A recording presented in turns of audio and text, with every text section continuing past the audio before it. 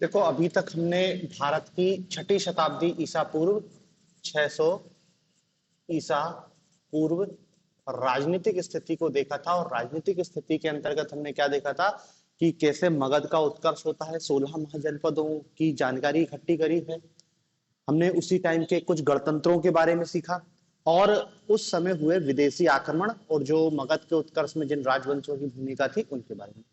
अब इस 600 ईसा पूर्व आर्थिक स्थिति के बारे में हमको जानना है। आर्थिक स्थिति, वहां की इकोनॉमिक स्टेटस क्या था। और देखो, पहले ही बताया, आर्थिक स्थिति ही निर्णायक होती है, मुख्य होती है आर्थिक स्थिति। अर्थव्यवस्था में जब परिवर्तन आता है तभी राजनीति में परिवर्तन आता है, तभी समाज, धर्म और संस्कृति में भी परिवर्तन आता है। बिना अर्थव्यवस्था में परिवर्तन आए कुछ हो नहीं सकता था। सोचो, यदि कोई समाज पशुपालक समाज है, पशुपालक उनका मुख्य व्यवसाय है, कृषि वो करते नहीं है, तो इस पशुपालन से बड़ी मात्रा में क्या है, आपको मुद्रा की कोई प्राप्ति होगी नहीं। तो यहाँ की जो राज व्यवस्था, यहाँ का जो राजा होगा वो निश्चित रूप से कमजोर होगा। कमजोर इन द सेंस कि वैसा राजा नहीं होगा कि दरबार लगा के बैठ रहा हो, सेना उसके पास होगी नहीं, टैक्स कलेक्शन है नहीं, तो राजा तो अपने आप कमजोर हो गया। जब अर्थव्यवस्था पशुपालन से कृषि में पहुंचती है, और कृषि में भी क्या भूमिका, कृषि में भी अतिरिक्त उत्पादन, एक्सेस प्रोडक्शन जब तक नहीं होगा तब तक राज व्यवस्था का कुछ नहीं हो सकता। यहीं से शुरुआत हो रही है। यही अतिरिक्त उत्पादन जो कंज्यूम करने के बाद बच जा रहा है, अब उसका व्यापार वाणिज्य होगा, उसके वो ही सब कुछ करेगा। तो ये देखे क्या है, अर्थव्यवस्था में, यानी कि जब तक अर्थव्यवस्था नहीं बदलेगी तब तक कोई राजनीतिक में परिवर्तन नहीं आएगा। जब अर्थव्यवस्था बदल जाएगी तो राजनीति को अपने आप बदलना पड़ेगा। ठीक है ना। तो कहीं भी देखो, यदि राजनीति आपको समझनी है तो वहां की अर्थव्यवस्था को समझना जरूरी है। बिना अर्थव्यवस्था को जाने हम वहां की वास्तविक राजनीतिक स्थिति को नहीं समझ सकते। मतलब वहां का आपको संस्कृति, धर्म, समाज, पॉलिटिक्स सब डिपेंडेंट है इकोनॉमिक स्टेटस पे। तो देखते हैं छठी शताब्दी ईसा पूर्व इस समय की राजनीतिक स्थिति क्या है। अब देखो, इस समय की राजनीतिक स्थिति में जो बात हो रही है वो हो रही है नगरीकरण की। इसको कहेंगे सेकेंड नगरीकरण, द्वितीय नगरीकरण। छठी शताब्दी ईसा पूर्व भारत में द्वितीय नगरीकरण की शुरुआत होती है। सेकेंड अर्बन रिवोल्यूशन, द्वितीय नगरीय क्रांति भी कहा गया है इसको। आपको अलग से क्वेश्चन आएगा कि भारत में हुए द्वितीय नगरीकरण को समझाइए, या छठी शताब्दी ईसा पूर्व हुए नगरीकरण को समझाइए। अब देखो, सब यूज कर रहे हैं द्वितीय नगरीकरण, सेकेंड अर्बनाइजेशन, नगरीकरण। अब पहला सवाल तो यही है कि दूसरा नगरीकरण मतलब पहला नगरीकरण हम पढ़ चुके हैं। तो सबसे पहले तो आपको यह पता हो कि नगरीकरण कहते किसको है। नगरीकरण कहते किसको है, अर्बनाइजेशन। सामान्य सा यदि अर्बनाइजेशन की परिभाषा देखें तो क्या है कि गांव का नगरों में बदलना। गांव जब नगर में बदल जाता है तो उसी को कहते हैं नगरीकरण। या गांव के लोग जब नगरीय जीवन शैली को अपना लेते हैं तो वही हो जाता है नगरीकरण। लेकिन इतिहास में देखो, नगरीकरण कहा गया है कि जब एक इतिहासकार है गॉर्डन चाइल्ड, इन्होंने कुछ शर्तें बताई है। गॉर्डन चाइल्ड, नगरीकरण किसको नगर कहेंगे, किसको गांव कहेंगे। नगरीकरण के लिए कुछ आधारभूत होना चीजें जरूरी है, जैसे शासक वर्ग की उपस्थिति,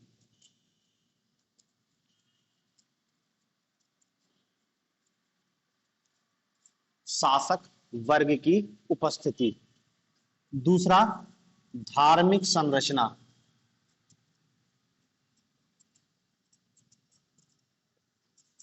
तीसरा है मुद्रा का चलन,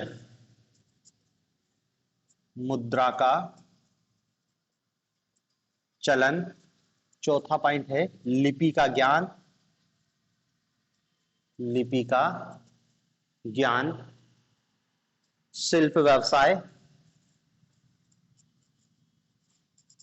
शिल्प व्यवसाय, शिल्प व्यवसाय की स्थिति व्यापार वाणिज्य विकसित अवस्था में, व्यापार वाणिज्य विकसित अवस्था में।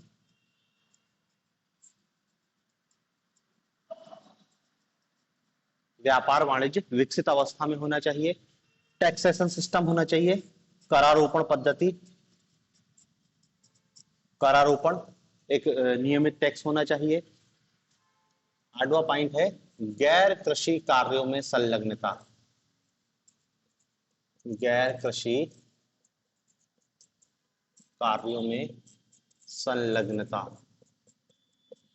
गैर कृषि कार्यों में संलग्नता। 9वां है जनसंख्या का संकेंद्रीकरण, जनसंख्या का संकेंद्रीकरण। और 10वां है सैन्य व्यवस्था होनी चाहिए, सैन्य व्यवस्था। ठीक है, तो मतलब देखो गार्डन चाइल्ड ने ये 10 बिंदु बताए कि यदि 10 बिंदु हमको कहीं दिखाई दे रहे हैं तो हम कहेंगे कि वहां पर नगरीय क्रांति हुई है। क्या नाम से यूज करेंगे? अर्बन रिवोल्यूशन, नगरीय क्रांति, नगरीकरण कहेंगे उसको। देखो सामान्यतः नगर और गांव में जो मेन अंतर है वो इसके आधार पर किया जाता है कि गांव की जो ज्यादातर जनसंख्या है वो क्या काम करती है? कृषि कार्यों में संलग्न होती है, और जो नगरों की ज्यादातर जनसंख्या है वो गैर कृषि कार्यों में संलग्न होती है। व्यापार वाणिज्य करेगी, शिल्प उद्योग करेगी, अन्य टाइप के व्यवसाय करेगी, कृषि कार्य नहीं होता है, बहुत सीमित होता है। तो ये तो मेन है, लेकिन ये बाकी चीजें भी होनी चाहिए। हम नगरीय क्रांति कब कहेंगे? जब ये चीज हमको दिखाई देगी, क्या है कि वहां पे हमको एक पॉलिटिकल क्लास की उपस्थिति होनी चाहिए, और पॉलिटिकल क्लास उपस्थित होगा, बिना आपके टैक्स सिस्टम के पॉलिटिकल क्लास उपस्थित हो ही नहीं सकता, क्योंकि पैसा चाहिए। बिना सेना के पॉलिटिकल क्लास उपस्थित हो ही नहीं सकता। तो जैसे आपने कहा कि पॉलिटिकल क्लास मतलब टैक्सेशन सिस्टम भी होगा और सेना भी होगी।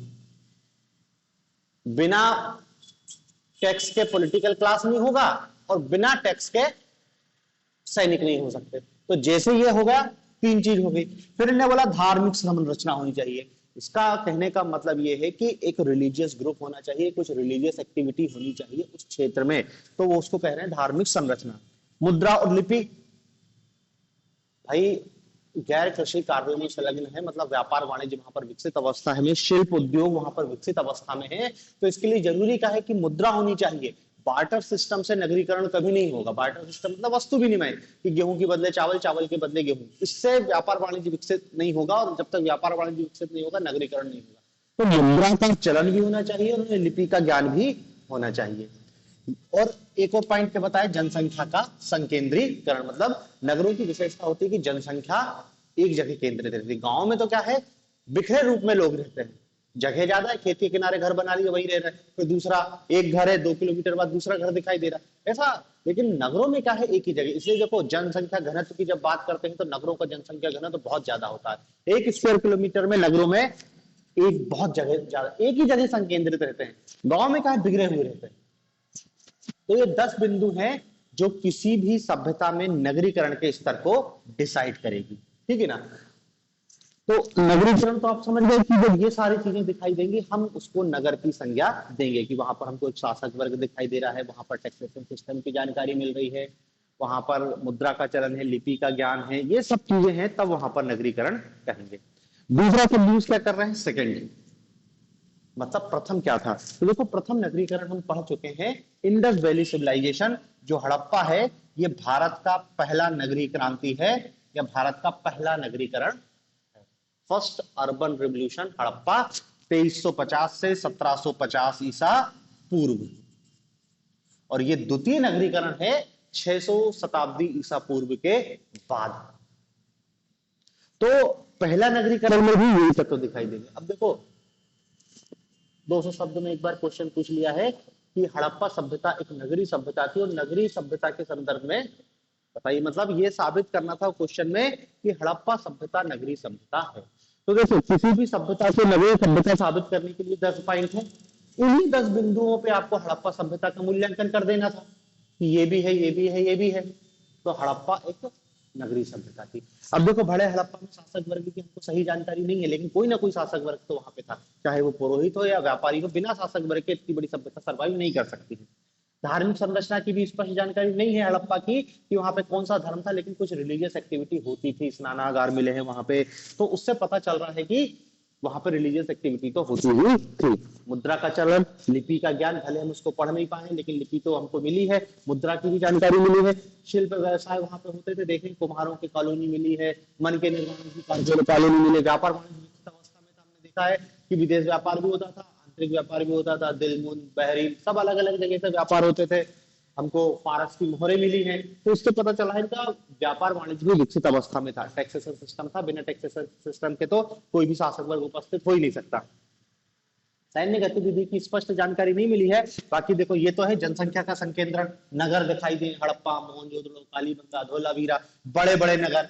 और जो नगर थे वो गैर कृषि कार्यों में संलग्न थे। खेती तो गांव में होती थी, नगरों में तो क्या व्यापार वाणिज्य की जानकारी मिली। नगरों में हमको बड़े बड़े अन्नागार मिले हैं, मतलब गांव से फसल आती थी, यहाँ पे संरक्षित करते थे। तो इन बिंदुओं पे हमको क्या बताना था कि हड़प्पा का नगरीकरण हुआ है और हड़प्पा सभ्यता एक नगरीय सभ्यता थी। ठीक है, तो देखो ये तो हड़प्पा की कहानी तो हम पढ़ चुके हैं।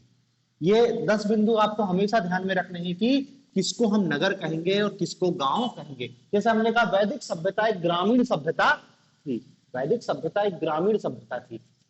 आपको ये पूछा जा सकता है कि वैदिक सभ्यता एक ग्रामीण सभ्यता है, समझाइए, या क्यों वैदिक सभ्यता एक ग्रामीण सभ्यता है। देखो इन्हीं बिंदु यहाँ पे वहां पे आपको इनमें से 10 में से ज्यादा थे। भाई वैदिक सभ्यता में मुद्रा का चलन नहीं था, लिपि का ज्ञान भी उनको नहीं था, बहुत बाद में उत्तर वैदिक काल में लिखे गए, 1000 के बाद लिखे गए हैं। शिल्प व्यवसाय भी नहीं था, व्यापार वाणिज्य भी नहीं था, टैक्सेशन सिस्टम भी नहीं था। देखा एक बलि नामक स्वैच्छिक करता, देना हो तो दिन मत दो, राजा को गिफ्ट टाइप का था। कृषि भी नहीं थी, पशुपालन करते थे वो लोग, जनसंख्या का संकेंद्रीकरण भी नहीं था, और सेना तो थी नहीं, मिलिशिया। बस धार्मिक संरचना भी नहीं है।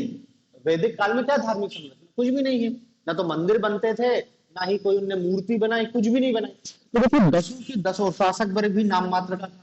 राजा के बारे में बता सकते हैं कि जनस्य गोपा वन मंगा ऑल था, मतलब समानों में एक होता था राजा। राजा की भी कोई स्थिति नहीं थी, कोई स्थापित राजनीतिक संरचना नहीं थी। हाँ बस राजा है और वो मिलिशिया की सेना बना लेता था, उसकी सहायता के लिए कुछ अधिकारी है बस।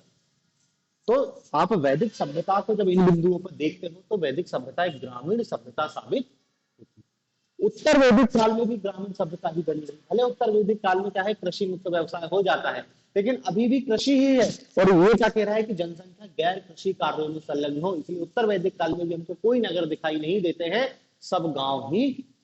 तो ये आधारभूत है, इसको हमेशा याद रखोगे, क्योंकि ये अभी हम इतिहास पढ़ रहे हैं, आने वाले समय में फिर से ये नगर बर्बाद होंगे, फिर से ग्रामीण अर्थव्यवस्था आएगी, फिर से नगरीकरण होगा, तब आपको समझ आएगा। दिमाग में रखना, मतलब आपसे क्या है, किसी भी सभ्यता के नगरीकरण के संदर्भ में क्वेश्चन पूछा जा सकता है कि सभ्यता ग्रामीण थी तो क्यों थी और नगरी थी तो क्यों थी। इन्हीं 10 बिंदुओं में से आपको मूल्यांकन करके बताना। अब देखो भारत में जो नगरीकरण है, इसके यदि हम ग्राफ के रूप में देखें तो भारत का जो नगरीकरण है उसमें उत्थान पतन दोनों। जैसे हड़प्पा के पहले देखें सब गांव थे, मेहरगढ़ 6000 ईसा पूर्व, फिर धीरे धीरे करके ये गांव ही विकसित होते हैं, और क्या है हड़प्पा, ये पीक 2350 टू 1750 भारत का पहला नगरीकरण था। और 1750 के बाद आप ये समझ लो कि यहां से 2350 से 1750 में डिक्लाइन होना चालू हो जाता है। 1750 में आके हड़प्पा सभ्यता समाप्त हो जाती है और वापस से ग्रामीण सभ्यता बन जाती है। फिर देखो 1750 से लेके आगे की जो सभ्यता है लगभग 600 ईसा पूर्व तक, मतलब देखो 1000 साल की बात कर रहे हैं, 1000 साल तक भारत में ग्रामीण अर्थव्यवस्था ही बनी रही। और फिर ये धीरे धीरे फिर विकसित होती है और फिर ये 600 ईसा पूर्व के बाद फिर से भारत में नगरीकरण हुआ है। और ये फर्स्ट अर्बन रेवोल्यूशन है, ये सेकेंड अर्बन रेवोल्यूशन है। अब उसके बाद फिर कुछ समय बाद उसका पतन होगा। अपन देखेंगे मौर्योत्तर काल तक स्थिति अच्छी रहेगी, मौर्योत्तर काल के बाद फिर स्थिति खराब होगी। गुप्तों के काल में भारत का पतन होना चालू होगा, अर्थव्यवस्था बर्बाद होगी, फिर नीचे चला जाएगा। फिर ग्रामीण अर्थव्यवस्था में कन्वर्ट हो जाएगा, और फिर कुछ समय बाद आएगा, फिर देखेंगे फिर नगरीकरण के लक्षण हमको दिखाई देने लगेंगे। तो ये उत्थान पतन लगातार चलता रहता है, ठीक है ना। तो देखो हम इसको तो पढ़ चुके हैं, हमको अब क्या है, इस द्वितीय नगरीकरण को पढ़ना है जो 600 शताब्दी ईसा पूर्व हुई भारत में, क्योंकि क्वेश्चन हमसे सीधा यही पूछा जाएगा कि द्वितीय नगरीकरण किस रूप में संपन्न हुआ, या द्वितीय नगरीकरण को समझाइए, द्वितीय नगरीय क्रांति को समझाइए। तो देखो उत्तर वैदिक काल जब चल रहा था, मतलब 1000 से 600 ईसा पूर्व तक का जो टाइम पीरियड था, उत्तर वैदिक काल, उत्तर वैदिक काल में दो नगरों की चर्चा देखने को मिलती है, एक था कौशाम्बी और एक है हस्तिनापुर। कौशाम्बी और हस्तिनापुर ये वास्तव में नगर नहीं, इनको हम प्रोटो अर्बन, आधा नगर, आद्य नगर कह सकते हैं, आद्य नगर, प्रोटो अर्बन। आद्य नगर मतलब क्या है, नगर के थोड़े बहुत लक्षण तो दिखाई देते हैं, लेकिन उनको पूर्ण नगर नहीं कह सकते, किसको, कौशाम्बी और हस्तिनापुर को। फिर उत्तर वैदिक काल के बाद जो बुद्ध काल आता है, बुद्ध काल, इस बुद्ध काल में हमको 6 नगरों की चर्चा मिलती है, चंपा, राजगृह, चंपा, राजगृह, वाराणसी, कौशाम्बी, श्रावस्ती, वाराणसी, कौशाम्बी,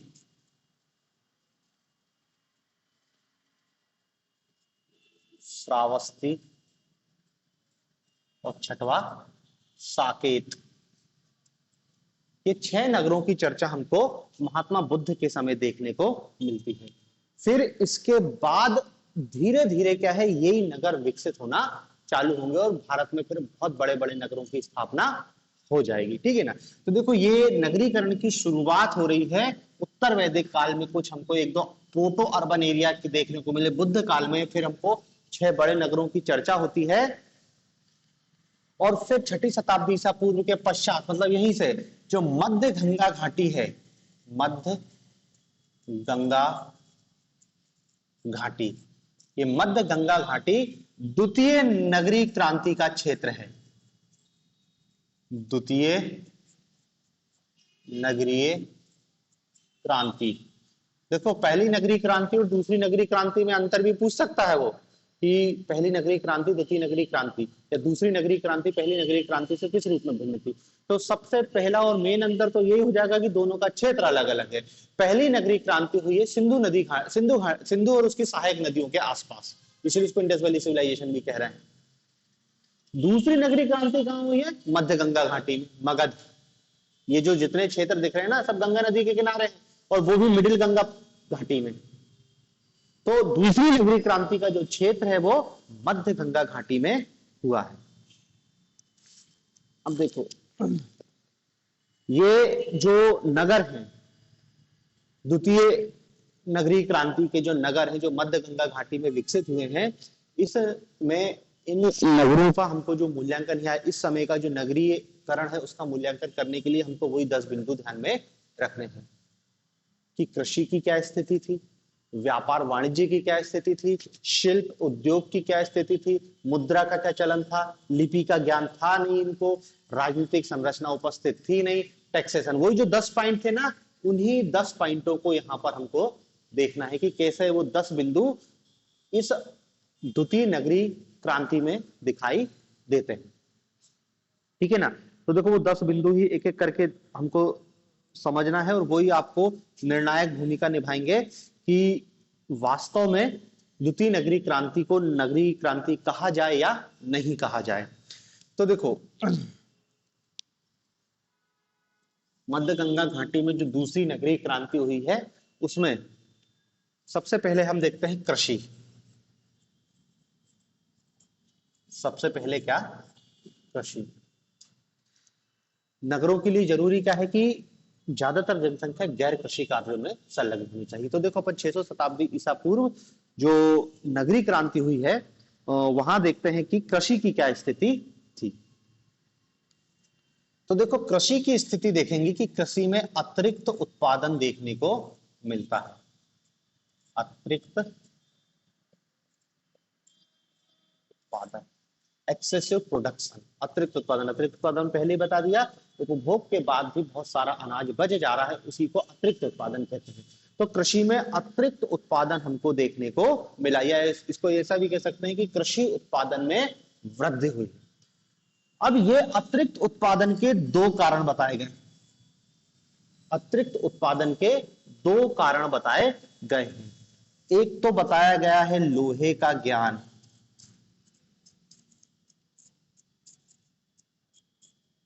लोहे का ज्ञान, और दूसरा बताया गया है अन्य उत्पादन की तकनीक, अन्य उत्पादन की तकनीक या कृषि की तकनीक की जानकारी, कृषि तकनीक की जानकारी।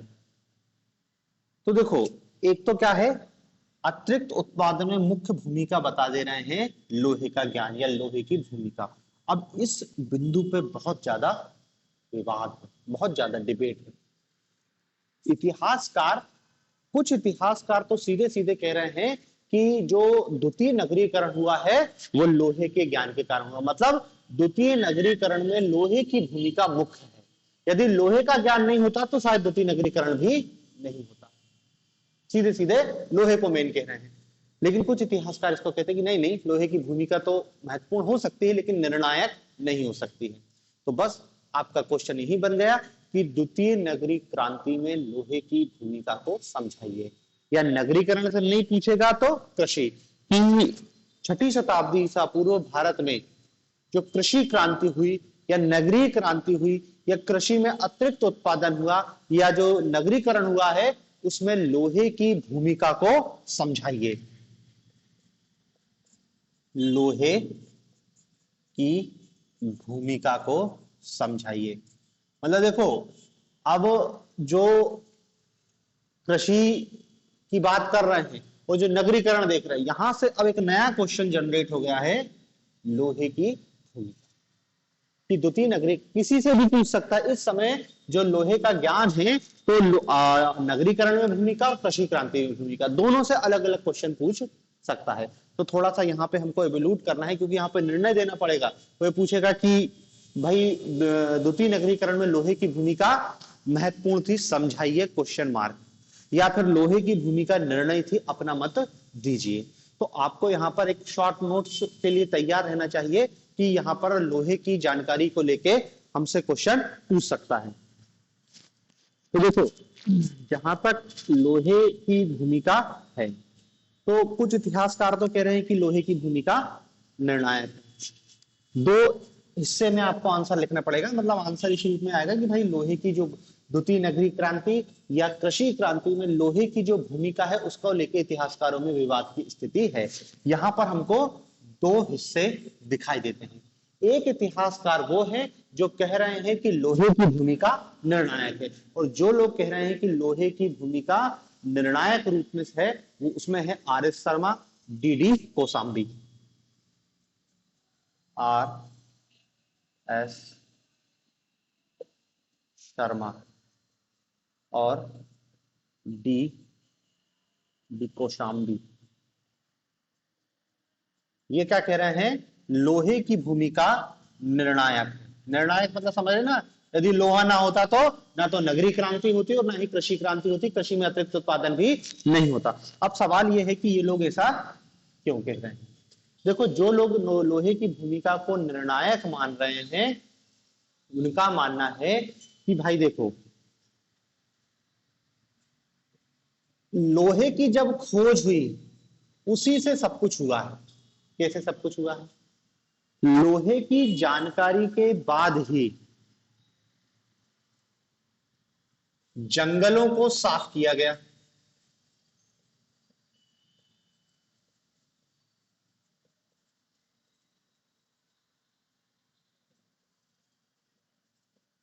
ठीक है, लोहे से कुल्हाड़ी बनाए और कुल्हाड़ी से पेड़ों को काटा गया, ठीक है ना।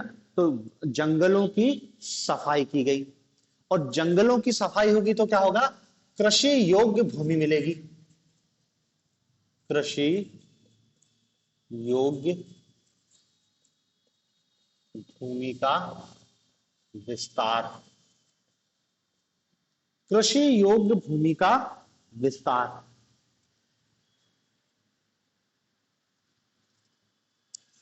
पहले तो जमीन ही चाहिए ना खेती के लिए, अब पेड़ काटना, पत्थर की कुल्हाड़ी है या फिर तांबे या कांसे की कुल्हाड़ी है, उससे पेड़ काटना बहुत कठिन। लोहे की कुल्हाड़ी मेन है, जिससे पेड़ कटेंगे, पेड़ कटेंगे, नई कृषि भूमि मिलेगी, तब तो कृषि उत्पादन बढ़ेगा।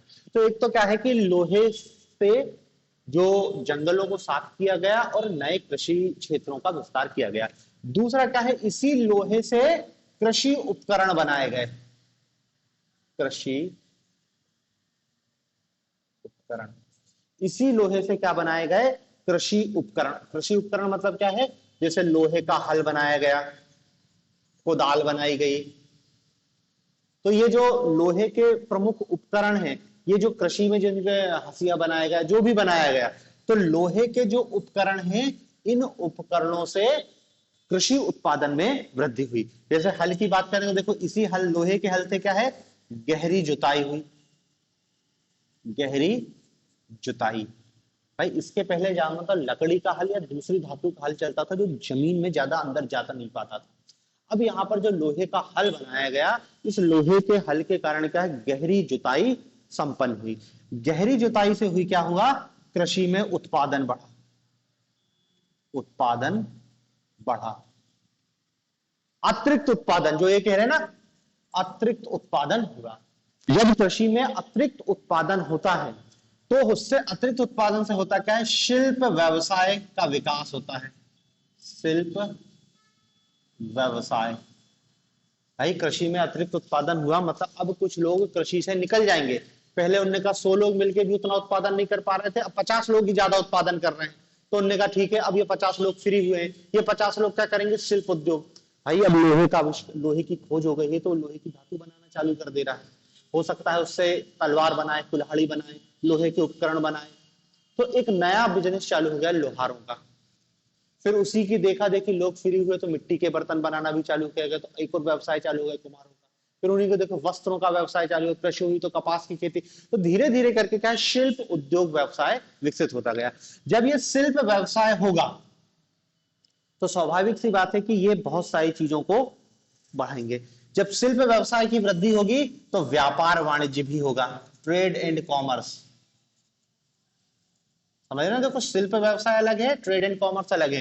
ये वस्तुओं को बना रहे हैं, अब उनका ये लोग व्यापार करेंगे, व्यापार वाणिज्य। कृषि में अतिरिक्त उत्पादन है तो अनाज को बेचने जाएंगे दूर दूर, और ये जो शिल्प उद्योगों का व्यवसाय हुआ, ये जो चीजों को बनाएंगे इसको भी बेचेंगे, तो खरीदी बिक्री चालू होगी। तो ले देके व्यापार वाणिज्य भी बढ़ेगा। जब ये व्यापार वाणिज्य बढ़ेगा तो देखो इससे दो स्थिति होगी, राज्य की आय में वृद्धि होगी, राज्य की आय में वृद्धि। भाई पहले जो राज्य होता था वो टैक्स लेता था, टैक्स किससे लेता था, अब पशुपालक समाज क्या ही टैक्स देगा, कहेगा ठीक है सही है, हमारी गैया जन गई, दूध ले जाओ तुम टैक्स के रूप में, और क्या ले जाओगे, या गैया ले जाओ टैक्स के रूप में, इससे ज्यादा कुछ था नहीं। अब कृषि का अतिरिक्त उत्पादन हुआ तो टैक्स मिला, अनाज टैक्स के रूप में लिया जाने लगा। व्यापारियों से पैसा, मुद्रा का चलन धीरे धीरे चालू हुआ, तो मुद्रा के रूप में टैक्स लिया जाने लगा। जब यहां पर देखो राज्य की आय में वृद्धि होगी, तो राज्य की आय में वृद्धि होगी, राज्य के पास पैसा आएगा, राज्य उस पैसे से क्या है, सैन्य व्यवस्था बनाएगा, सेना। ठीक है ना। तो मतलब क्या यहां पर कहना यह चाह रहे हैं कि सारा खेल चालू हुआ है लोहे की भूमिका से। लोहे की भूमिका, लोहे से ही क्या है, कुल्हाड़ी बनाई गई, जिससे क्या है, जंगलों को साफ किया गया, नई कृषि भूमि प्राप्त हुई। अब उस कृषि में भी, उस जो नई भूमि प्राप्त हुई उसमें कृषि करने के लिए हमारे पास लोहे के उपकरण थे, लोहे की कुदाल थी, लोहे का हल था, लोहे के फाल था, जिससे क्या है, गहरी जुताई हुई और उत्पादन बढ़ा। भाई पहले गहरी ऊपर ही ऊपर अनाज डालते थे तो उत्पादन अच्छा नहीं हो पाता था, अब गहराई तक जा रहा है तो पेड़ अच्छा हो रहा है, जुताई अच्छी हो रही है, खेती, अतिरिक्त उत्पादन। जैसे अतिरिक्त, देखो पूरी लड़ाई यहीं से चालू हुई है, ये अतिरिक्त उत्पादन। जब अतिरिक्त उत्पादन हुआ कि भाई किसान ने अपने पास रख लिया कि साल भर की मेरी आवश्यकता इतना है, अगले बार बोने के लिए भी हो गया, फिर भी उत्पादन है, तो अब इसको क्या करेगा, वो बेचेगा। जब बेचना चालू करेगा तब व्यापार वाणिज्य बढ़ेगा। जब वो बेचेगा व्यापार वाणिज्य बढ़ेगा, जब व्यापार वाणिज्य बढ़ेगा तो राज्य के आय में वृद्धि होगी, जब राज्य की आय में वृद्धि होगी तो राज्य सेना रखेगा, और जब राज्य सेना रखेगा तो राज्य मजबूत होगा, तो राज्य फिर इन व्यापार वाणिज्य और शिल्प उद्योगों को संरक्षण देगा। जब इनको संरक्षण मिलेगा तो ये और बढ़ेंगे, और धीरे धीरे करके यहीं से नगरीकरण की शुरुआत हो जाएगी। समझ रहे ना? लोहा से कह रहे हैं नगरीकरण। भाई देखो, आपसे यदि पूछे कि कृषि क्रांति में लोहे की भूमिका, तब आपको इतना ही बताना है कि लोहे की भूमिका क्या है, कि लोहे की खोज हुई, और लोहे की खोज के बाद जंगलों को साफ किया गया, जिससे कृषि विस्तार हुआ, नए कृषि क्षेत्रों की प्राप्ति हुई। साथ ही साथ क्या, लोहे की खोज से क्या हुआ, कृषि उपकरण बनाए गए। इन कृषि उपकरणों से हल से गहरी जुताई संभव हुई, जिससे क्या है, उत्पादन में वृद्धि हुई और फलस्वरूप अतिरिक्त उत्पादन की प्राप्ति हुई। यहां तक है लोहे की भूमिका। नगरीकरण में थोड़ा सा और आगे बढ़ना पड़ेगा। क्या आगे बढ़ना पड़ेगा? अतिरिक्त उत्पादन से शिल्प व्यवसाय का विकास हुआ, व्यापार वाणिज्य का विकास हुआ, राज्य की आय में वृद्धि हुई, और इससे क्या है, नगरों का विकास हो गया, और यही नगरीकरण का कारण है। तो देखो, जो सेकेंड अर्बन रिवोल्यूशन है उसमें लोहे की भूमिका में आर एस शर्मा और डीडी कोसाम्बी कह रहे हैं कि लोहा नहीं होता तो शायद नगरीकरण भी नहीं हो पाता, या होता तो लेट होता। लेकिन कुछ इतिहासकार इनके इस मत से सहमत नहीं, और इसमें जो विरोध करने वाले हैं, एक थे डी के चक्रवर्ती। डी के चक्रवर्ती, इनकी किताब का नाम था द रोल ऑफ आयरन।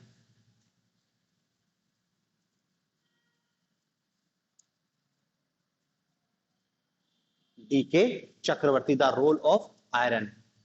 और एक थे निहार रंजन, निहार रंजन रे, निहार रंजन रे, और एक तो थे अलचीन। ये इतिहासकार हैं जो इस बात का विरोध करेंगे।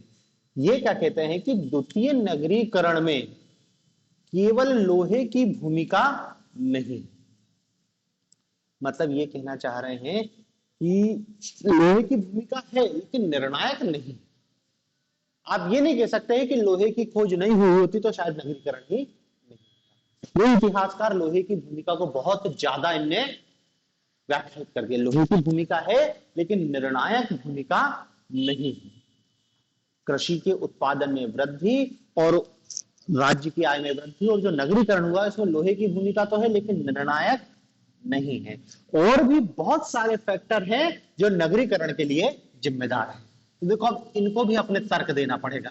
इनने भी अपने तर्क दिए हैं कि लोहे की भूमिका निर्णायक नहीं है, तो कैसे निर्णायक नहीं है।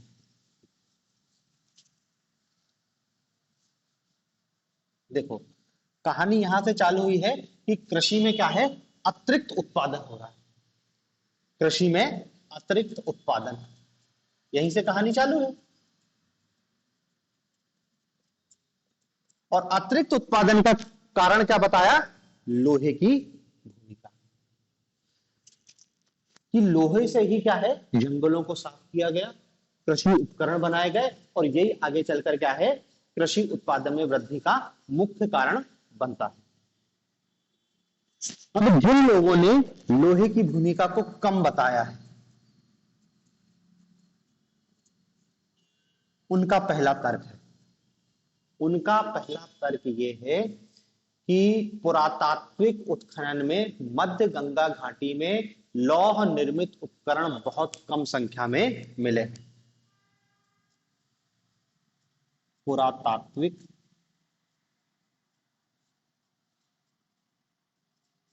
साक्ष्यों में मध्य गंगा घाटी में लोहे के उपकरण बहुत कम मात्रा में मिले।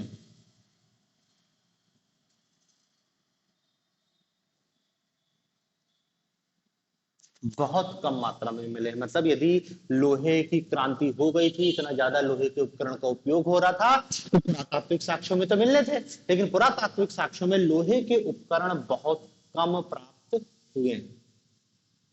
दूसरा इनका तर्क था, देखो लोहे की जो जानकारी है वो 1000 ईसा पूर्व, जो लोहे का प्राचीनतम प्रमाण मिला है 1000 ईसा पूर्व अतरंजी खेड़ा, उत्तर प्रदेश में अतरंजी खेड़ा से प्राप्त हुआ है 1000 ईसा पूर्व। मतलब क्या है, इनको 1000 ईसा पूर्व लोहे की जानकारी थी मध्य गंगा घाटी में रहने वालों को, लेकिन जो नगरीकरण है वो इसके 500 वर्ष बाद हुआ।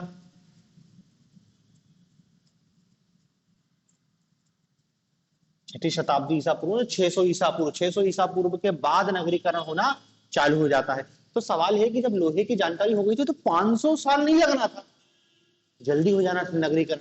उत्तर वैदिक काल में ही नगरीकरण हो जाना था, क्योंकि उत्तर वैदिक काल में इनको लोहे की जानकारी थी। तो यदि लोहे निर्णायक है तो उत्तर वैदिक काल में हो जाना था, लेकिन नहीं हुआ। कब हुआ? छठी शताब्दी से पूर्व का, लगभग 500 साल बाद भारत में नगरीकरण देखने को मिलता है। तीसरा इन्होंने तर्क दिया कि लोहे की भूमिका नहीं थी, कि देखो ये कहते हैं कि दक्षिण भारत में, दक्षिण भारत में 1000 ईसा पूर्व महापाषाण काल, महापाषाण काल, दक्षिण भारत में 1000 ईसा पूर्व में जो टाइम पीरियड था उसको क्या कहते हैं? महापाषाण काल। इस महापाषाण काल में लोग लोहे के उपकरणों का उपयोग करते हैं, लोहे का ज्ञान था। 1000 ईसा पूर्व लोहे के उपकरणों का प्रयोग प्रारंभ कर दिया था साउथ इंडिया ने। इसका मतलब साउथ इंडिया को देखो लोहे की जानकारी थी, लेकिन दक्षिण भारत में नगरीकरण उत्तर के भी और बहुत बाद में प्रारंभ हुआ। ये जो नगरीकरण पहला हुआ मध्य गंगा घाटी हुआ, दक्षिण में तो ही नहीं पाया। यदि लोहे की ही मेन भूमिका है तो दक्षिण भारत में तो पहले नगरीकरण हो जाना था, क्योंकि उनको भी लोहे की जानकारी थी, लेकिन दक्षिण भारत में नहीं हो पाया। मतलब नगरीकरण में केवल लोहे की भूमिका ही नहीं। ठीक है, चौथा इनने कारण दिया है कि लोहे की प्रारंभिक भूमिका या लोहे का प्रारंभिक उपयोग लिखना, लोहे का प्रारंभिक उपयोग अस्त्र शस्त्रों में हुआ है, सैन्य उपकरणों, कृषि उपकरण में लोहे का उपयोग बहुत बाद में हुआ है। कृषि उपकरण में लोहे का उपयोग बहुत बाद में हुआ है। कृषि उपकरणों में लोहे का उपयोग बहुत बाद में हुआ है। समझ रहे हैं ना? पहले जो लोहे की खोज हुई है और लोहे का ज्यादातर उपयोग क्या है? सैन्य गतिविधियों के लिए किया गया है। कृषि में बहुत बाद में हुआ है। और देखो सबसे महत्वपूर्ण और सबसे निर्णायक बात, जिसके बाद हम ये कहेंगे कि ये वाला पक्ष ज्यादा सही है, भारत में जो पहला नगरीकरण हड़प्पा, हड़प्पा वासियों को लोहे का ज्ञान नहीं था।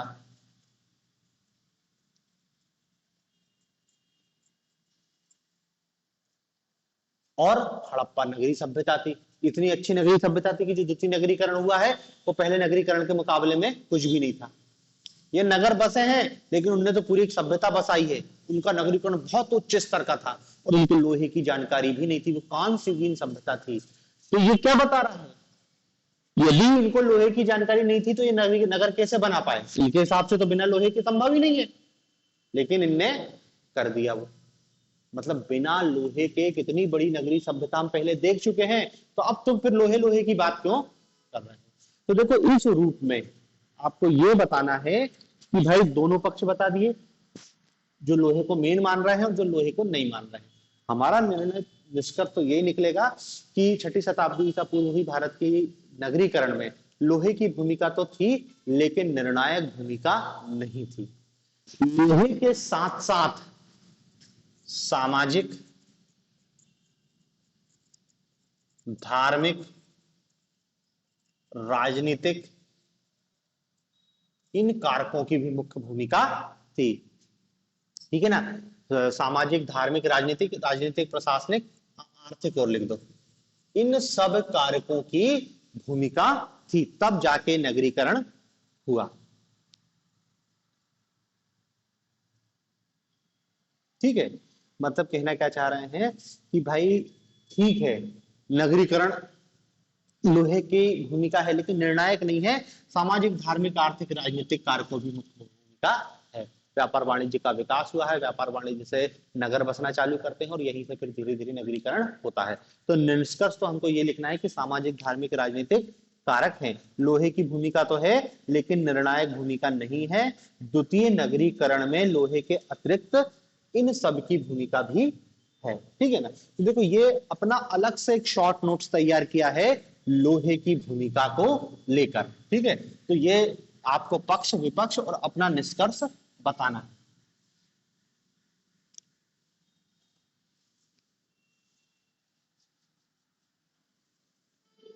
ठीक है, देखो अपन वापस अपने मुद्दे पे आते हैं। अपन क्या देख रहे थे कि जो भारत में द्वितीय नगरीकरण हुआ है, उस द्वितीय नगरीकरण को हम समझ रहे थे कि वो नगरीकरण था तो कैसे था। तो हम उस नगरीकरण में सबसे पहले क्या देख रहे थे, कृषि की स्थिति। और कृषि में क्या देखा था, अतिरिक्त उत्पादन। और अतिरिक्त उत्पादन के दो कारण बताए हैं। एक तो क्या बताया, अब भी लोहे की भूमिका, और इस लोहे की भूमिका को हमने बहुत डिटेल में देखा है। ये अलग से क्वेश्चन के लिए तैयार है ना, लोहे की भूमिका। और दूसरा क्या है, कृषि तकनीक। कृषि तकनीक, अतिरिक्त उत्पादन का बड़ा कारण क्या था कि इस काल में कृषि तकनीक में बदलाव आया। कृषि तकनीक में बदलाव आया मतलब कहना क्या चाह रहे हैं कि देखो, इनको धान की रोपाई पद्धति की जानकारी हो गई। धान की रोपाई पद्धति की जानकारी जो आज भी चल रहा है। सोचो कब, 600 ईसा पूर्व जो धान की रोपाई पद्धति की खोज की गई कि पहले धान को रोपते हैं, उसका पौधा जब विकसित हो जाता तब उसको खेत में लगाते हैं। नहीं तो इसके पहले तो क्या है, ऐसा लगा दिया और उत्पादन सीधे काटने जाते थे। अब लेकिन रोपाई करते थे, तो इससे भी क्या है, उत्पादन में वृद्धि देखने को मिली। 250% की वृद्धि। कितना, सीधे धान के उत्पादन में इससे 250% की वृद्धि हो गई। 250% की वृद्धि। दूसरा, इस काल के लोगों को कृषि पंचांग की जानकारी थी। कृषि पंचांग की जानकारी हो जाती।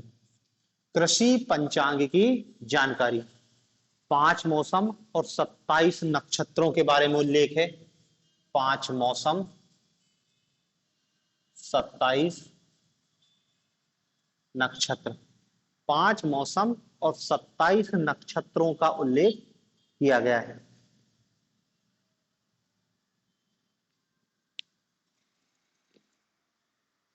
ठीक है, तीसरा, लोहे के उपकरण का उपयोग कर रहे हैं कृषि में।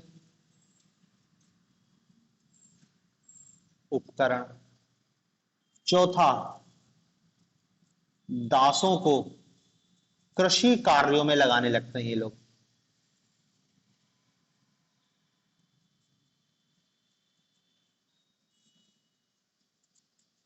दासों को कृषि कार्यों में लगाने लगते हैं। इसके पहले दासों को केवल घरेलू कार्यों में लगाया जाता था। अब उन्होंने कहा यार दास हैं, नौकर हैं, इनको क्या करो, इनसे कृषि कराओ, तो कृषि में मैन पावर आ जाएगा। तो देखो मतलब कृषि तकनीक और भी बता सकते हैं कि कृषि में इनको खाद के संदर्भ में विशेष जानकारी थी।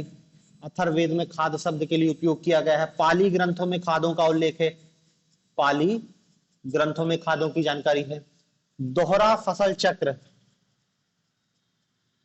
इसकी जानकारी हो जाएगी कि इस फसल के बाद हमको कौन सी फसल लगानी है। दोहरा फसल चक्र, बहु फसल चक्र, बहु फसल चक्र, मल्टी क्रॉपिंग, एक के बाद एक कौन सी क्या फसल लगानी है। इन सब की जानकारी हो जाती है। तो देखो ये कृषि तकनीक में बदलाव आता है जिससे कृषि में अतिरिक्त उत्पादन देखने को मिलता है। ठीक है, तो देखो छठी शताब्दी ईसा पूर्व जो हम नगरीकरण की स्थिति देख रहे हैं या आर्थिक स्थिति देख रहे हैं, उसमें सबसे पहले क्या है, कृषि। और कृषि में क्या बताया, अतिरिक्त उत्पादन। अतिरिक्त उत्पादन क्यों हुआ, लोहे के कारण। और कृषि तकनीक में नई जानकारियां इनको प्राप्त होती है। अब देखो इसमें एक चीज और ध्यान रखना, ये जो धान की खेती है, ये जो धान है, जो धान की फसल है, ये धान है, इसका सीधा संबंध प्रजनन क्षमता से है।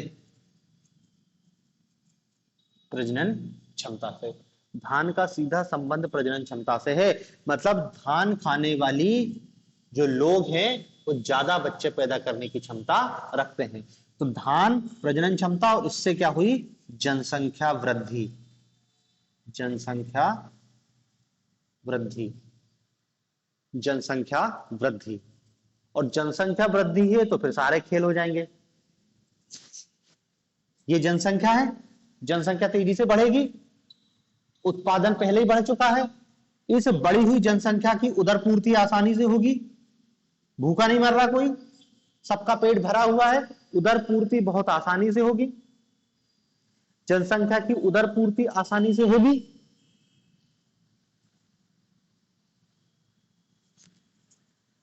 कृषि कार्यों में लोग संलग्न हैं, लेकिन चूंकि इनको जानकारी हो गई है कृषि की, इसलिए क्या है, कृषि में अब कम लोगों की आवश्यकता होगी।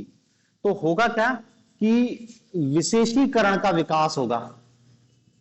विशेषीकरण का विकास, विशेषीकरण स्पेशलाइजेशन। आदमी फ्री हुआ है तो कुछ कुछ बनाएगा, वो मूर्ति बनाएगा, उपकरण बनाएगा, हथियार बनाएगा, तो वही शिल्प उद्योग धंधे विकसित होना चालू हो जाएंगे। जब विशेषीकरण का विकास होगा मतलब वही शिल्प, शिल्प उद्योग। तो देखोगे छठी शताब्दी ईसा पूर्व, अभी देखेंगे शिल्प उद्योग की अलग से स्थिति देखेंगे, तो व्यापारिक श्रेणियों की जानकारी मिलेगी। जब शिल्प उद्योग होगा तो व्यापार वाणिज्य भी होगा, और जब शिल्प व्यापार वाणिज्य कृषि होगी तो राज्य की आय में वृद्धि होगी। राज्य की आय में वृद्धि, राज्य की आय में वृद्धि होगी। जब राज्य की आय में वृद्धि होगी तो राज्य एक बड़ी सेना रख पाएगा, सेना को वेतन देगा। जब सेना को देगा तो राज्य मजबूत होगा, राज्य मजबूत होगा तो इन सबको संरक्षण देगा, और ये धीरे धीरे विकसित होना चालू हो जाएंगे, और वही फिर नगरों, बड़े बड़े नगरों की स्थापना हो जाएगी। ठीक है ना। तो देखो नगरों में हमने लोहे की भूमिका तो देखी ही, ये मेन है अतिरिक्त उत्पादन। भाई भले वो अतिरिक्त उत्पादन का कारण कुछ भी हो, चाहे लोहे की भूमिका हो, चाहे कृषि तकनीक हो, बिना अतिरिक्त उत्पादन के नगरीकरण संभव नहीं, क्योंकि एक्सेसिव प्रोडक्शन होगा तब जाके कुछ लोग कृषि से निकलेंगे और वो दूसरा काम करना चालू करेंगे। यदि अतिरिक्त उत्पादन नहीं तो पूरी जनसंख्या कृषि करेगी, और कृषि में केवल उतना ही उत्पादित करेगी कि खुद का पेट भर पाए, और उसमें से भी पता चला पेट भरने की भी स्थिति नहीं है। तो जब तक एग्रीकल्चर रेवोल्यूशन नहीं होगा तब तक नगरीकरण संभव नहीं है। और देखो मॉडर्न डे भी है कि भारत जब आजाद हुआ था, भारत अपना नगरीकरण करना चाह रहा था लेकिन नहीं कर पा रहा था। क्यों? क्योंकि हमारे पास कृषि में अतिरिक्त उत्पादन नहीं था। फिर हमने 1967 में ग्रीन रेवोल्यूशन लेके आए कि भैया कृषि में अतिरिक्त उत्पादन करें, तब तो वहां से लोग निकलेंगे और फिर हम ये बाकी चीजें करेंगे, शिल्प उद्योग, व्यापार वाणिज्य। तो हरित क्रांति आई, हरित क्रांति के बाद आज हम देखते हैं भारत में अतिरिक्त उत्पादन है, हमारे पास बहुत बड़ा बफर स्टॉक है, और इसलिए हम भारत के नगरीकरण के बारे में सोच सकते हैं। तो दुनिया में देखो जहां भी नगरीकरण हुआ है कृषि के अतिरिक्त उत्पादन के बाद हुआ। हड़प्पा में भी नगरीकरण था, जब तक ये नहीं होगा तब तक नगरीकरण नहीं हो सकता, क्योंकि जनता का पेट भरने के लिए चाहिए ना। यदि हर आदमी खेती करेगा तो उतना ही उत्पादन हो पाएगा कि पेट भर पाए, व्यापार वाणिज्य का विकास नहीं है। तो देखो छठी शताब्दी ईसा पूर्व हमने क्या देखा है, कृषि की स्थिति देखी है। देखो इसको हम ऐसा डिटेल में इसलिए पढ़ रहे हैं क्योंकि क्वेश्चन कुछ भी आ सकता है। हम इसको क्वेश्चन वाइज भी पढ़ सकते हैं कि सीधे पढ़ लें कि द्वितीय जो छठी शताब्दी ईसा पूर्व नगरीकरण क्या था, लोहे की भूमिका क्या थी। लेकिन क्या है कि क्वेश्चन किसी भी संदर्भ में पूछा जा सकता है। भाई वो सिंपल क्वेश्चन इतना ही पूछ ले कि छठी शताब्दी ईसा पूर्व अर्थव्यवस्था के बारे में टिप्पणी लिखी है। तो जब आप अर्थव्यवस्था आर्थिक स्थिति बताओगे तो पहले आपको कृषि बताना पड़ेगा, उद्योग, व्यवसाय, व्यापार, वाणिज्य, ये सारी चीजें बतानी पड़ेगी। आपसे लोहे की भूमिका पूछ सकता है, आपसे सीधे पूछ सकता है 6ठी शताब्दी ईसा पूर्व कृषि क्रांति हुई के क्या कारण थे, या कृषि क्रांति का क्या प्रभाव, या नगरीकरण और कृषि में क्या संबंध था, या कृषि के कारण नगरीकरण हुआ, कुछ भी। तो पहला तो क्या है, अर्थव्यवस्था में या आर्थिक स्थिति में हम क्या है, कृषि के बारे में बताएंगे। दूसरा बताएंगे शिल्प एवं उद्योग, शिल्प एवं उद्योग, शिल्प एवं उद्योग का व्यवसाय। तो देखो 6ठी शताब्दी ईसा पूर्व जो कृषि में अतिरिक्त उत्पादन हुआ है, उस अतिरिक्त उत्पादन का परिणाम है शिल्प एवं उद्योग। कृषि में अतिरिक्त उत्पादन से लोग फ्री होते हैं, और फ्री होने से क्या है, भारत में क्या हुआ, शिल्प एवं उद्योग का विकास हुआ। तो ये भी कृषि में अतिरिक्त उत्पादन के कारण ही संभव हुआ। और देखो यहां पर जो बौद्ध जातक ग्रंथ हैं, बौद्धों के ग्रंथ हैं, बौद्ध जातक ग्रंथ, बौद्ध जातक ग्रंथ में जो शिल्पियों की लिस्ट मिली है, शिल्प व्यवसाय की सूची, शिल्प व्यवसाय की सूची प्राप्त हुई है। बौद्ध जातक ग्रंथों में शिल्प व्यवसाय की सूची मिली। व्यापारियों ने अपने अपने संगठन बना लिए थे, व्यापारियों ने संगठन बना लिए थे, और संगठन के लिए शब्द यूज किया गया है श्रेणी, श्रेणी, गिल्ड कहते हैं इसको, गिल्ड एसोसिएशन, श्रेणी संगठन। और ये प्राचीन भारत के बहुत ताकतवर संगठन बन जाते हैं। एक प्रकार का शिल्प व्यवसाय करने वालों, जैसे कोई लोहे का काम कर रहा है, तो लोहे के काम करने वालों ने अपनी एक श्रेणी बना ली है, सब कुछ अपना वो फिक्स कर रहे हैं, उनने अपनी कम्युनिटी डेवलप कर ली है। मिट्टी का काम करने वालों ने अलग, कपड़े का काम करने वालों ने अलग, सबके अलग अलग गिल्ड एसोसिएशन बन गए हैं। और ये श्रेणी संगठन इतने मजबूत होते हैं कि जो राजनीतिक सत्ता है इनको साथ लेके चलती है। इनके आंतरिक मामले में राज्य ज्यादा हस्तक्षेप नहीं करते हैं। राज्य कहते हैं कि बस हमको टैक्स दे दो, तुम अपने हिसाब से देख लो क्या करना है तुमको अपने अंदर, हम उसमें कोई हस्तक्षेप नहीं करेंगे। तो ये श्रेणी संगठन बहुत मजबूत बन जाते हैं आगे चलकर। तो देखो शुरुआत उनकी यहीं से हो रही है। इन्हीं श्रेणी संगठनों ने, ये जो श्रेणी संगठन है ना, इन्हीं श्रेणी संगठनों ने नगरीकरण में महत्वपूर्ण भूमिका निभाई। क्योंकि देखो नगरों में तो यही लोग रहेंगे ना, ये श्रेणी संगठन सब अपने हिसाब से करते थे। जैसे उनने कहा कि मेजरमेंट, माप तोल, राज्य को कोई मतलब नहीं है, ये श्रेणी संगठन ने डिसाइड किया है। बांटों का, वस्तुओं का मूल्य निश्चित करना, राज्य कुछ निश्चित नहीं कर रहा है, अभी राज्य इतना ताकतवर नहीं है कि निश्चित करे। कौन कर रहा है? श्रेणी संगठन। किस कौन वस्तु की जो रेट लिस्ट है वो सब है। यही श्रेणी संगठन उस समय बैंकों के रूप में भी काम करते हैं। अभी उस समय तो कोई बैंक नहीं है ना, लेकिन थोड़ा बहुत जो भी काम हो रहा है तो उसमें अर्थव्यवस्था में जो आर्थिक पैसे धेले का काम है वो सब कुछ यही कर रहे हैं। ठीक है ना। तो मतलब देखो ये कहना चाह रहे हैं कि ये जो शिल्प उद्योग है धीरे धीरे विकसित होना चालू है, विकसित अवस्था में है। बौद्ध जातक कथाओं में सूची मिली है। मगध में 18 प्रकार के शिल्पियों की जानकारी मिलेगी। रंगकार है, चर्मकार है, कुंभकार है, वस्त्रकार है, ये अलग अलग सबके अपने अपने गिल्ड थे और हर गिल्ड अपने हिसाब से चीजों को डिसाइड करता था। राज्य इसमें कोई हस्तक्षेप नहीं करेगा अभी। ठीक है। तो दूसरा बिंदु आपको बताना पड़ेगा शिल्प एवं उद्योग। तीसरा बिंदु है इसमें व्यापार वाणिज्य।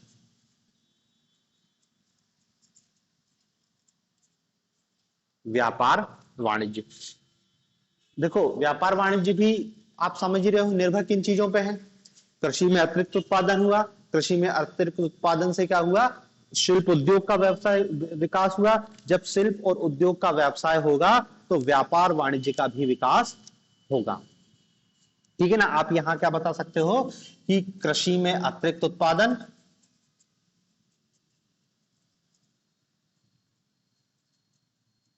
एवं शिल्प एवं उद्योग के कारण व्यापार एवं वाणिज्य का विकास होता है। अब व्यापार एवं वाणिज्य के विकास में क्या बताना पड़ेगा कि यहां पर आंतरिक एवं बाह्य व्यापार दोनों विकसित अवस्था में हो जाता है। आंतरिक एवं बाह्य व्यापार, आंतरिक एवं बाह्य व्यापार दोनों विकसित अवस्था में हो जाता है। बाह्य व्यापार की जानकारी हमके लिए क्या है, बंदरगाहों की जानकारी मिलती है। जैसे उस समय का सबसे फेमस बंदरगाह था भड़ोच, ये गुजरात में था। भड़ोच बंदरगाह कहां था, गुजरात में।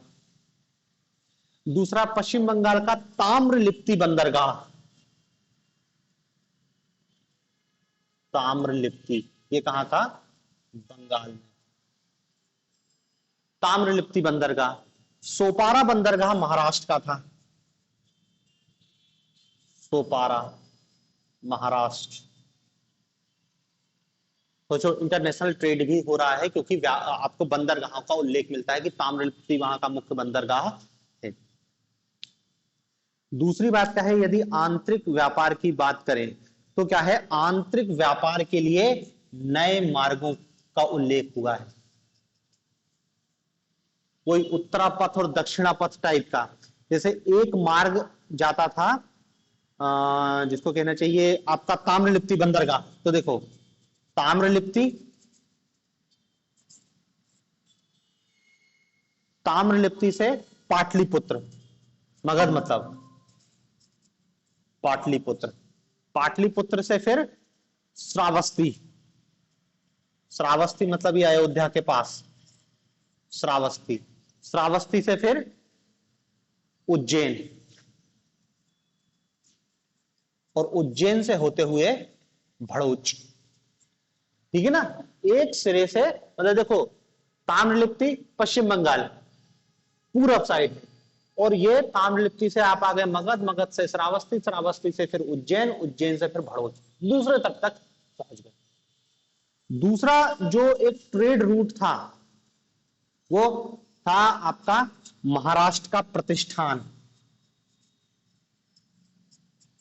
प्रतिष्ठान महाराष्ट्र में है प्रतिष्ठान शहर, वहां से प्रतिष्ठान, प्रतिष्ठान से महिष्मती, महिष्मती समझ रहे हैं ना, उज्जैन का दक्षिणी हिस्सा महिष्मती, महिष्मती से उज्जैन,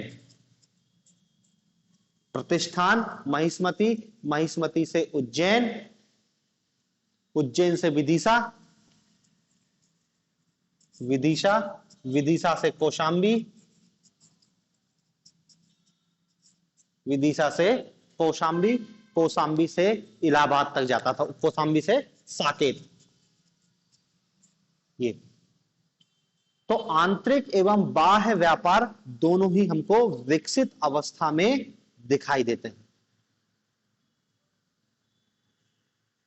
ठीक है, तो देखो अर्थव्यवस्था में आपने कृषि बता दिया, शिल्प बता दिया, व्यापार वाणिज्य बता दिया, तीनों बिंदु बता दिए, क्योंकि आर्थिक व्यवस्था अलग से पूछ सकता है, तीनों को आप डिटेल में आसानी से बता सकते हो। फिर चौथा पॉइंट,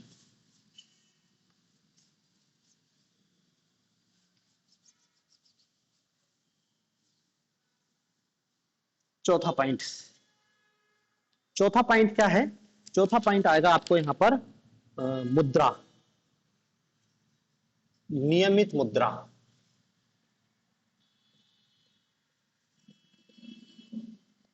नियमित मुद्रा, ठीक है ना। तो देखो छठी शताब्दी ईसा पूर्व भी सबसे पहले हमको क्या है, आहत सिक्के दिखाई देते हैं, आहत सिक्के, इसके पहले कोई सिक्कों का हमको ज्यादा जानकारी नहीं है। पंच मार्क्ड कॉइन पहली बार हमको छठी शताब्दी ईसा पूर्व ही दिखाई देते हैं।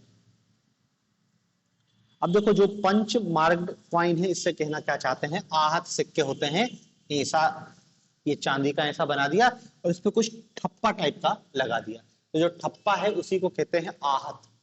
पंच मार्क्ड कॉइन, ठप्पे लगा दिए जाते थे कुछ भी, जैसे उनका पेड़ का ठप्पा लगा दिया, मछली का ठप्पा लगा दिया, तो यही क्या है, मुद्रा के रूप में। तो यहां पर पहली बार हमको छठी शताब्दी ईसा पूर्व में क्या है, पंच मार्क्ड कॉइन की जानकारी मिलती है। और यहां पर जो सिक्का चलता है मुख्यतः चांदी का था, मुख्यतः चांदी, मुख्यतः चांदी के सिक्के का प्रचलन यहां पर दिखाई देता है।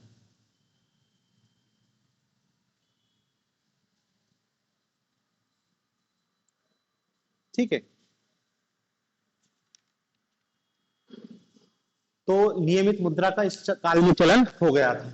और फिर एक पॉइंट और आप बताओगे, राजनीतिक संरचना। राजनीतिक संरचना, राजनीतिक संरचना, राजनीतिक संरचना से क्या बताना चाह रहे हैं कि देखो यहां पर राजाओं ने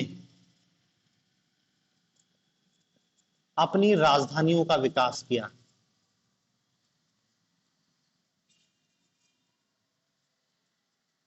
देखो जो 16 महाजनपद पड़े हैं, 16 महाजनपदों में से ज्यादातर राजाओं ने अपनी राजधानी को नगरों के रूप में विकसित किया। उन्होंने कहा कि उज्जैन, अवंती, अवंती में उज्जैन सिटी के रूप में विकसित हुआ है, गांधार सिटी के रूप में विकसित हुआ है, मगध की राजधानी राजगृह सिटी के रूप में विकसित हुई है, नगर के रूप में विकसित हुई है। तो जो जनपद है उनकी राजधानी। फिर क्या है, राजाओं ने प्रशासनिक नगरों का विकास किया। प्रशासनिक नगर, वही राजधानी में राजा बैठ रहा है तो राजा की सहायता के लिए पूरी मंत्री परिषद बैठ रही, सारा काम हो रहा है, तो प्रशासनिक नगरों का विकास होता है। फिर इन्हीं राजाओं ने संरक्षण दिया। किसको संरक्षण दिया? व्यापारियों को, व्यापारियों को, शिल्पियों को, कि भाई इनको कोई लूटे नहीं, इनसे हम केवल टैक्स लेंगे और इसके बदले में हम इनको सुरक्षा देंगे। ठीक है ना। धार्मिक नगर हमको यहां पर दिखाई देते हैं, धार्मिक नगर, कौशाम्बी, फिर काशी, कंबोज, गंधार, काशी, कंबोज, गंधार, ये सब धार्मिक नगर हमको यहां पर दिखाई देते हैं। ठीक है ना।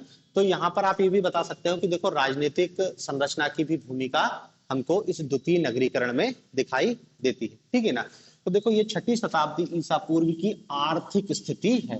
देखो आर्थिक स्थिति में हमने बहुत सारी चीजों की चर्चा करी है, आर्थिक स्थिति हमने बहुत सारी चीजों की चर्चा करी है, लेकिन बस आप क्या है, क्वेश्चन देख के आपको आंसर लिखना है।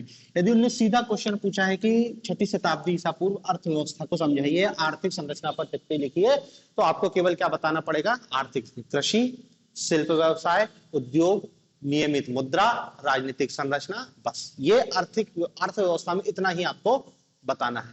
और इन्हीं बिंदुओं पर देखेंगे तो यहां पर नगरीकरण को हम सही साबित कर सकते हैं। लेकिन क्वेश्चन यदि लोहे की भूमिका पूछेगा तो अलग दिशा में आपका आंसर जाएगा। क्वेश्चन यदि पूछेगा कि नगरीकरण में कृषि की क्या भूमिका है तो आप बता सकते हो। फिर उन्होंने कहा कि ये पूछ लेगा कि अलग से कृषि पूछ लेगा कि 6ठी शताब्दी ईसा पूर्व कृषि के अतिरिक्त उत्पादन के कारण को समझाइए, तो बता दो कि लोहे की खोज और कृषि तकनीक की जानकारी दोनों को 50-50 शब्द, 60-60 शब्द तो ज्यादा से ज्यादा आपको बताना ही पड़ेगा। और यदि कंपैरिजन कर ले कि पहला नगरीकरण और दूसरा नगरीकरण में क्या डिफरेंस था, तो देखो डिफरेंस तो यदि हम अंतर देखें, फर्स्ट अर्बनाइजेशन और सेकंड अर्बनाइजेशन, पहला अंतर तो क्या है, जगह का था। ये सिंधु और सहायक नदियों में और ये मध्य गंगा घाटी में। दूसरा अंतर इसमें दिखाई देता था, ये कहां पर, ये क्या है, कांस्य युगीन सभ्यता थी, और ये क्या है, लोहे, यहां पर लोहे की, या इसको ऐसा कह सकते हैं कि इनको लोहे की जानकारी नहीं थी और यहां पर लोहे की जानकारी हो जाती है।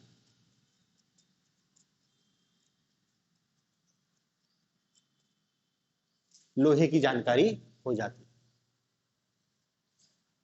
और भी आप बता सकते हो कि यहां पर स्पष्ट राजनीतिक संरचना नहीं मिली, और यहां पर स्पष्ट राजनीतिक संरचना दिखाई दी है। यहां पर स्पष्ट धार्मिक संरचना का भी ज्ञान नहीं है, और यहां पर हमको स्पष्ट धार्मिक संरचना दिखाई देती है। और बता सकते हैं कि इस काल में मुद्रा का चलन व्यापक नहीं था, और यहां पर क्या है, आहत सिक्कों की प्राप्ति होती है। या इसको ऐसा लिख सकते हैं कि मुद्रा, यहां पर आहत सिक्के नहीं थे, यहां पर आहत सिक्के थे। तो ये कुछ अंतर आपको थोड़ा सा ध्यान में रखना है पहला नगरीकरण और दूसरा नगरीकरण में। ठीक है। तो देखो ये आर्थिक स्थिति हो गई। तो देखो हमने 6ठी शताब्दी ईसा पूर्व राजनीतिक स्थिति पढ़ ली है, आर्थिक स्थिति पढ़ ली है, थोड़ा सा सामाजिक स्थिति और देख ले। सामाजिक स्थिति सामाजिक क्षेत्र या समाज की क्या स्थिति थी। तो देखो समाज की स्थिति में हमको सबसे पहले हम ये बताएंगे कि छठी शताब्दी से पूर्व सामाजिक क्षेत्र में होने वाले परिवर्तनों में मुख्य क्या थे। देखो जब अर्थव्यवस्था बदल रही, जब राज्य व्यवस्था बदल गई तो समाज तो बदलेगा ही बदलेगा। और सबसे पहला बताएंगे क्या है, वर्ण आश्रम व्यवस्था में परिवर्तन। वर्णाश्रम व्यवस्था में तनाव के लक्षण, तनाव, वर्ण आश्रम व्यवस्था में तनाव। देखो कहना क्या चाह रहे हैं कि इस काल में एक तो वैदिक धर्म तो पहले ही से चल रहा था और वैदिक धर्म में वर्ण व्यवस्था थी। और वर्ण व्यवस्था क्या थी वैदिकों की? वर्ण व्यवस्था की सबसे ऊपर ब्राह्मण, फिर क्षत्रिय, वैश्य, शूद्र। लेकिन बौद्ध और जैनों के उद्गम से नए धर्म आ गए, इनने वर्ण व्यवस्था में बदलाव किया। बौद्ध लोग ने तो क्या कहा कि नहीं, क्षत्रिय सबसे ऊपर है, फिर ब्राह्मण है, फिर वैश्य है और फिर शूद्र है। पलट दिया ना, बौद्धों ने क्षत्रियों को सबसे ज्यादा ऊपर स्थान दिया। फिर जैन कहेंगे कि नहीं, जैन ज्यादातर व्यापारी, तो कहेंगे नहीं, व्यापारी को ऊपर स्थान दो। तो ले लेके हम क्या बताएंगे कि छठी शताब्दी ईसा पूर्व हमको वर्ण व्यवस्था में तनाव के लक्षण दिखाई देते हैं। ये जो हायरार्की क्रम है इसमें लड़ाई हो रही है।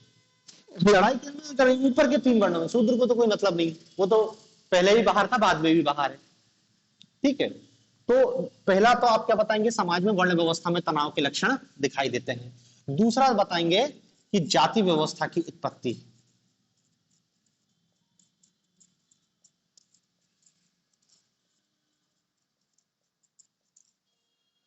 कास्ट सिस्टम, अभी तक कास्ट सिस्टम नहीं था, अब देखो कास्ट सिस्टम डिटेल में पढ़ेंगे अपन की जाति व्यवस्था की उत्पत्ति के कारण क्या है। अभी तो हम बस इतना समझ लें कि देखो ये जो वर्ण व्यवस्था में तनाव उत्पन्न हो रहा है, वर्ण व्यवस्था में तनाव के कारण क्या है, अब जो वर्ण व्यवस्था कर्म आधारित थी उसको यहां पर क्या है, जन्म आधारित कर दिया कि नहीं, जो ब्राह्मण का काम करेगा वो ब्राह्मण नहीं, ब्राह्मण तो आपको पैदा ही होना पड़ेगा। क्योंकि क्या है कि क्षत्रिय लोग वर्ण व्यवस्था में ऊपर का दावा करने लगे थे, तो उनने अब वर्ण व्यवस्था के नियमों को और कठोर कर दिया और क्या बता दिया कि वर्ण व्यवस्था क्या है, जिसको कहना चाहिए जन्म आधारित कर दी। और जैसे ही वर्ण व्यवस्था जन्म आधारित करती है, अब वो वर्ण क्या बन गए, जाति। वर्ण ही अब किस नाम से जाने लगे, जाति के नाम से जाने लगे, और इसलिए कह रहे हैं कि जाति व्यवस्था की उत्पत्ति होती है। तीसरा परिवर्तन देखने को मिलता है अस्पृश्यता का चलन।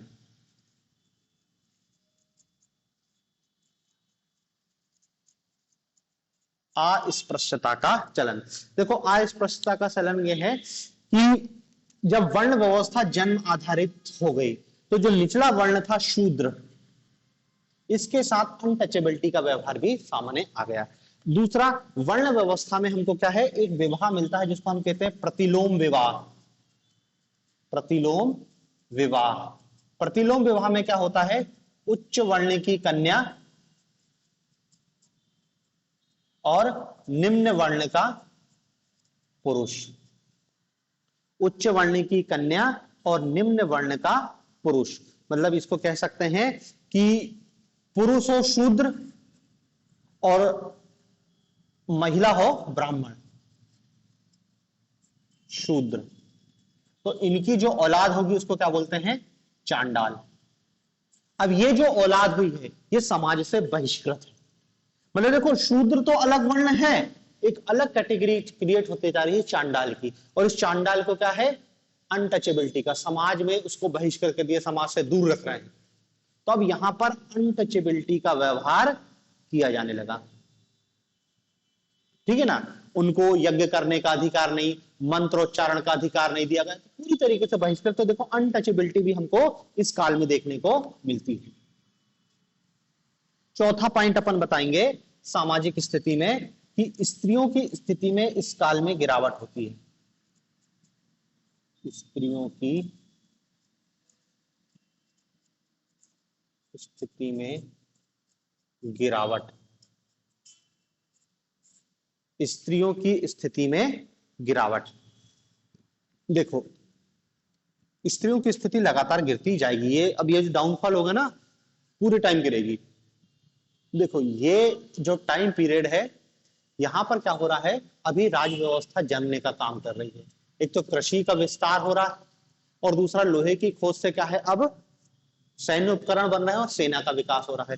तो ये जो युग था ये क्या था, साम्राज्यवादी, साम्राज्यवादी या इसको कहते हैं सामंतवादी युग थे। राजा, बड़े बड़े राजा अब अपना विकास करना चालू कर रहे हैं, साम्राज्यवादी युग है। और साम्राज्यवादी युग में क्या होगा, युद्ध होगा, युद्ध। और युद्ध में किसकी जरूरत है, पुरुषों की। युद्ध में मुख्य भूमिका कौन रहेगी, पुरुषों की। अब स्त्री कोई काम की नहीं बची है, स्त्री केवल संतान उत्पत्ति की ही भूमिका स्त्री की बची।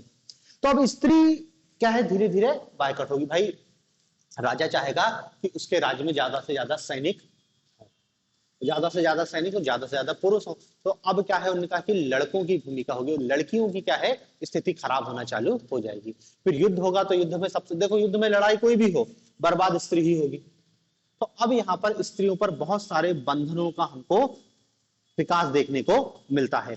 जैसे हमको यहां पर पहली बार सती प्रथा जैसे कुछ प्रमाण देखने को मिलने लगते हैं।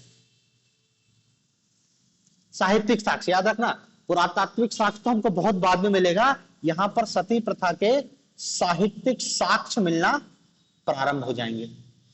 सती प्रथा के साहित्यिक साक्ष्य, कुछ ग्रीक साहित्य में भी हमको सती प्रथा मिलती है। हाँ, ग्रीक साहित्य में, ग्रीक साहित्य में।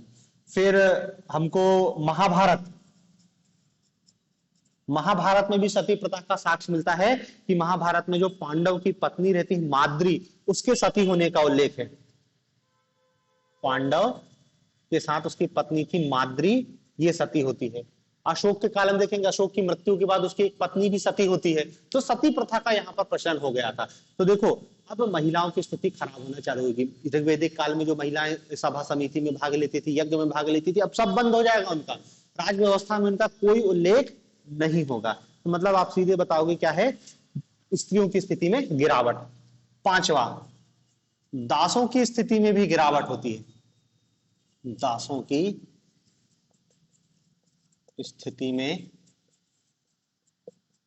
गिरावट, दासों की स्थिति में गिरावट आई है। क्योंकि देखो इसके पहले दासों को केवल क्या कराया जाता था, घरेलू कार्य।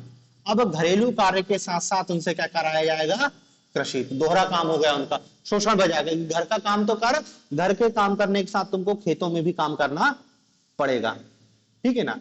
तो देखो इस रूप में यहाँ पर दासों की स्थिति में भी गिरावट होती है, स्त्रियों की स्थिति में गिरावट और दासों की स्थिति में भी गिरावट देखने को मिलती है। तो देखो सामाजिक व्यवस्था के अंतर्गत आपको इतना परिवर्तन देखने को मिलेगा। ताकि समाज में तो फिर और चीजों भी आप जोड़ सकते हो कि विवाह के नए जानकारी, आश्रम व्यवस्था आ जाती है, पुरुषार्थ की संकल्पना आ जाती है, 16 संस्कारों की संकल्पना आ जाती है। ये सारी चीजें भी लिख सकते हैं, लेकिन अपन उसको थोड़ा सा क्या है धार्मिक क्षेत्र में पढ़ेंगे। तो देखो ये सामाजिक क्षेत्र हो गया। अब अंतिम में इसमें बचता है हमारा धार्मिक क्षेत्र में आने वाले परिवर्तन। ये तो सामाजिक क्षेत्र में आने वाले परिवर्तन थे, आर्थिक भी देख लिया, राजनीतिक भी देख लिया। अब केवल बचता है धार्मिक क्षेत्र, और धार्मिक क्षेत्र है जिसमें सबसे ज्यादा परिवर्तन इस काल में ही होता है। आगे चल के बहुत ज्यादा धार्मिक परिवर्तन देखने को नहीं मिलेंगे। ये टाइम पीरियड है जहां पर क्या है नए धर्मों का उदय होता है, ठीक है ना। तो अब धार्मिक क्षेत्र में परिवर्तनों को कल देखेंगे।